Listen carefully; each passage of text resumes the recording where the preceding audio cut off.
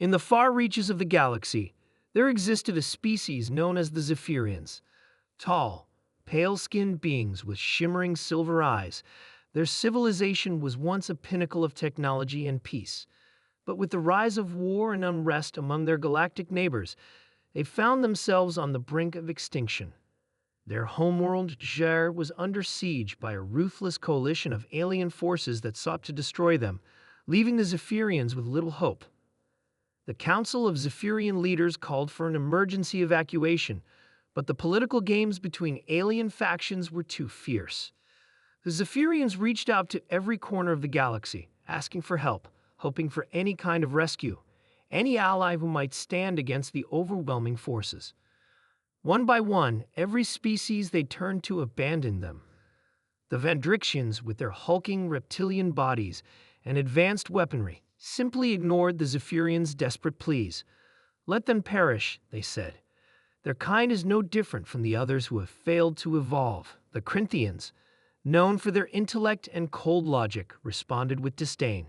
"Your weakness is your downfall. We are not in the business of rescuing the incapable." The mysterious Arcturians, who once had shared knowledge with the Zephyrians in peaceful exchanges, no longer even answered the Zephyrians' transmissions. Their silence was as chilling as the dark void between the stars.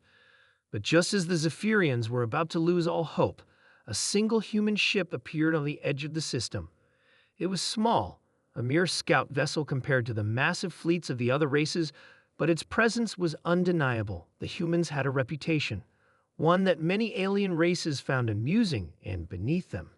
Their history was rife with war and struggle, but it was also filled with incredible feats of survival and determination. Despite the odds, humans had managed to carve out a place for themselves in the galaxy. They were considered primitive by the standards of the advanced races, yet there was something about them that set them apart. As the Zephyrians prepared for their last stand, it broadcasted a final, desperate message. "This is Ambassador Klein of the Zephyrian people." The transmission began. "We've been abandoned by all who we trusted. We are on the verge of extinction. If there is any race, anyone who can help us, we implore you to respond. We offer everything we have in exchange for aid." The humans did not hesitate. The response came almost immediately. "We received your transmission, Zephyrians. Stand by, we're coming." The Zephyrians had little hope left, but something about the human response stirred something deep within them. It wasn't grand promises of advanced technology or an overwhelming fleet of ships. It was simply a pledge. "We're coming." No threats, no posturing. Just a promise to try, no matter how difficult it would be. And so, the human ship entered the gyre system, undeterred by the hostile forces gathering around the planet. The Zephyrians watched as it approached, with no backup and only a handful of crew on board. It was a suicide mission in the eyes of every other alien race, but not in the eyes of the humans. The alien coalition, which had once laughed at the notion of saving the Zephyrians, now turned their sights on the lone human vessel. The Zephyrians braced for the worst. The humans were outnumbered, outgunned, and likely to be obliterated in a matter of moments. But something extraordinary happened. The humans didn't retreat.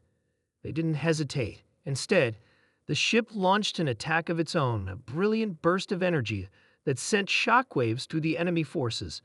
The alien coalition's ships scattered in confusion, not anticipating the tenacity of the humans or the sheer willpower they embodied. Despite being vastly outnumbered, the humans fought back with an intensity that was both awe-inspiring and terrifying. Their weapons were crude compared to the advanced technologies of the aliens, but their resolve was unmatched. The human ship, though small, was agile. It danced around the enemy like a hornet, avoiding shots that would have torn apart a lesser vessel. In the midst of battle, the humans did the unthinkable. They rescued the Zephyrians. With pinpoint precision, they docked with the Zephyrian flagship, helping them evacuate from the war-torn planet. The ship's crew worked quickly, disregarding their own safety to save the alien family.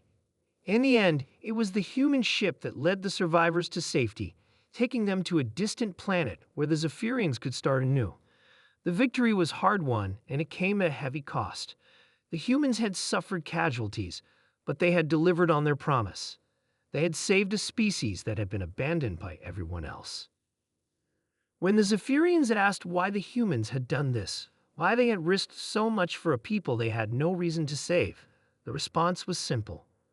Because we're human, the captain of the ship said. We don't leave people to die, no matter who they are. Word spread quickly across the galaxy. The Zephyrians had been saved, not by the powerful and ancient races that had once been their allies, but by a young, resourceful, and determined species, the humans. It was a reminder to the galaxy that strength didn't lie in technology alone, but in the heart and spirit of those who fought for what was right. Humanity, it seemed, was finally proving that no one was too small, too weak, or too insignificant to make a difference. And the galaxy would never forget it.